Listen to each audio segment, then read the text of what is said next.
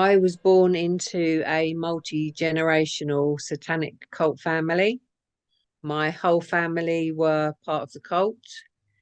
That includes parents, grandparents on both sides, uncles, aunts, and anybody else that was in the family. So my mother was a breeder and she had me for that purpose. So I was born into it right from the very start. My grandfather was also connected to the royal estates and worked for the elite satanic cults. So I was instantly connected in that respect. I also was born into satanic bloodline, and I was recognized from very early in for my abilities and my psychic powers. And so I think probably that's why then the elites and the royal estates and everybody involved kept me on the inside. Typical experiences that I had growing up in a satanic cult. From birth, I was being prepared in the home to endure rituals.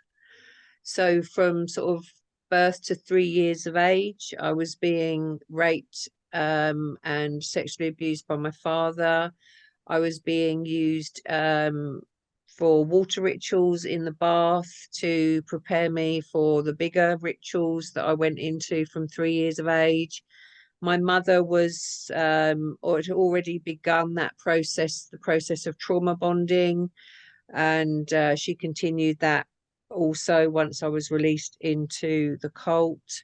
So that was the beginning experiences. And then from 3 years of age, both of my parents then sold me into the local satanic paedophile rings, the satanic cults that operated within London that were more lower levels.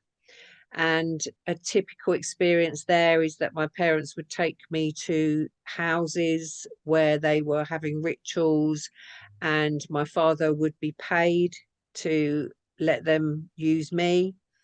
So my mother would take me into the rooms wherever they wanted me and strip me naked and then leave me there. And I would be used in satanic rituals. My mother would come in and collect me afterwards and wipe me down and take me home, and my father would collect money. So that was on the smaller scale of the satanic cults, just the local families. Um, and other typical experiences would be that I was used for in satanic rituals for the elites and royalty and politicians. So within those situations, I would experience torture, rape. I would witness murders of babies and children. I would witness babies and children being cut open for their blood and for their meat, and I was made to eat the organs of what came out of them. Um, that was a very typical ritual scenario. Um, Water rituals, torture in dungeons, mind control torture at the Tavistock. Um, all of that was very typical in my life as in a satanic cult. These things happened in London, very much in our Westminster, Parliament, Buckingham Palace.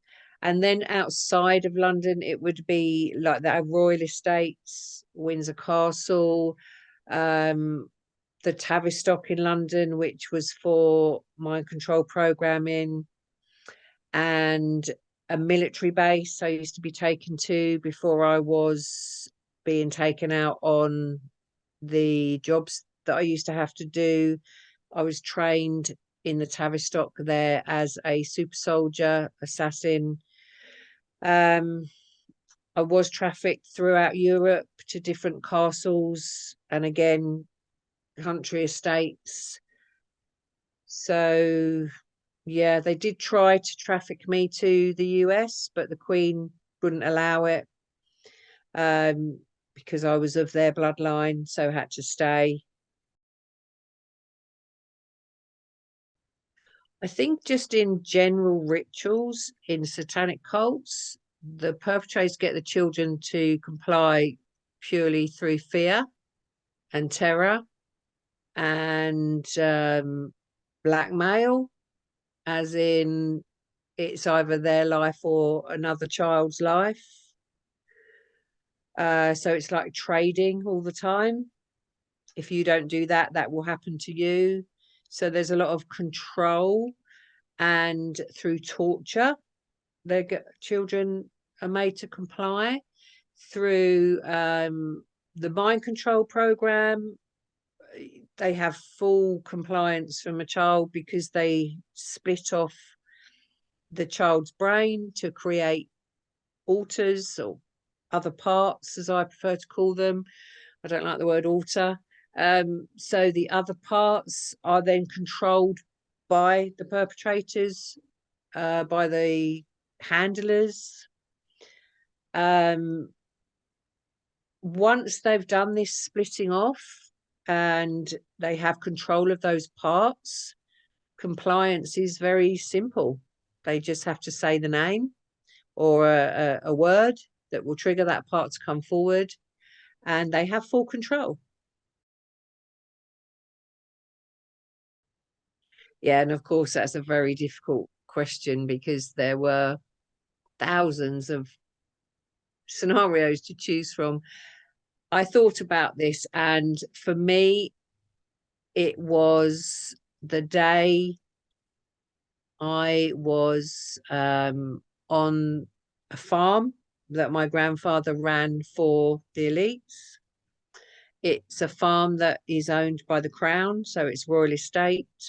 I was taken there often. It's a very regular place that I was taken to.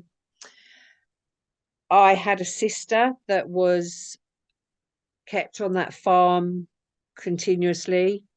So she was raised feral on the farm, but used as a filler inner, if you like, on in rituals, and she was just treated worse than an animal. But every time I was held captive on the farm, we always found each other and would find time, a way to have some time together. If I was held captive in chains, because there was a barn that I would be put into and chained up to, like, the leading up to rituals, where I would be left there for days in preparation. And my sister Catherine, she used to come and find me and bring me bits of water or bits of food, and she would literally risk her own life in doing that. And then if there were times when they had all gone away and left us in underground cells or whatever, we would just be together in every single moment. And Catherine was my reason for living another day. And every time I went to the farm, I used to fill my mind with just happiness that I would see her. And we just used to cling together all the time, every moment. And this one day, my grandfather came along, and Catherine was ill. I could tell that she was a lot weaker this day. And he ripped her out of my arms. I think I was about 6 or 7 years of age, and Catherine would have been about 9. And I screamed and actually made noise. And it was the first time I'd ever made noise or dared to show anything. And my grandfather looked at me as if to say, no, don't do that, because the consequences are going to be terrible. And I didn't care, and I just screamed and screamed, no, no, no, no, not Catherine, not Catherine. And he said, she's no use to me anymore because she's ill. and he just pulled her off by one arm and dragged her along the ground. And we made eye contact. Catherine looked back at me, and I looked in her eyes, and she looked in mine, and she was just telling me that it's okay, and she wants to go. She wants it to be over, and she was sorry for me leaving me behind. And I spoke to her in a way of saying, it's okay, you know, I understand and I love you, because we spoke through our eyes, because we were never allowed to make any sound. So we could have this conversation while Catherine was being dragged away. And then my grandfather took her into the forest, which was just on the edge of the farm. So I lost vision of her when he took her into the trees, but then I could hear her, I could hear him hitting her over the head with the shovel that he had, and he killed her within earshot. I could hear him killing her, and then I was still screaming, but I couldn't hear the sound. It felt like my world had just fallen away and like gone, and I was just in this abyss. And he came back over, my grandfather, and started kicking me on the ground, and just kept saying, you know, shut up. So I must have like been still screaming, and yeah, he just kicked me and kicked me and kicked me till I went silent. And I don't really remember anything else after that. Maybe I passed out, but that has been the hardest thing for me to go through. And still now, it breaks my heart every day. So as much as there was so many horrific experiences, that one hurts me the most.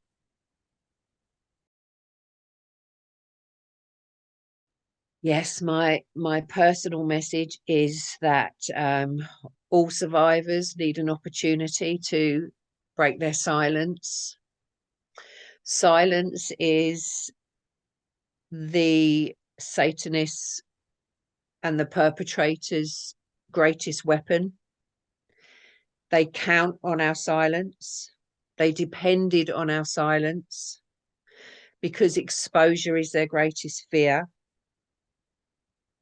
So we have to do everything we can to speak out. And people like the people that are helping us to speak out is what everybody needs to be doing, because for as long as there are still survivors that are too scared to speak and are still trapped in fear, the children on this planet will never be safe and never be free. I always imagine if every single survivor and victim of any of this abuse, ritual abuse, satanic ritual abuse, you know, the rape, the torture, the mind control, everything that we've all endured, if every single victim and survivor spoke out and broke their silence, they would have nowhere left to go. It would be over for them. It is only the secrecy and the silence that enables them to carry on. When this happens, because I believe it will, the light that will come from that will destroy every ounce of their darkness. And they will no longer be able to harm any children left on this earth. So that's my message. That is my wish for humanity, for every baby and every child, that whatever it takes, whether you're a survivor or a supporter of survivors or somebody that can help in any other way, help survivors speak out and help survivors break their silence. and find the courage to heal in any way, shape, or form that you can, because it is truly worth it. And for every voice that is heard, another child is saved. And we owe it to all our children, not just our own. We are all responsible for every child on this planet. So we must unite and allow our light to become stronger and stronger, so their darkness can no longer exist.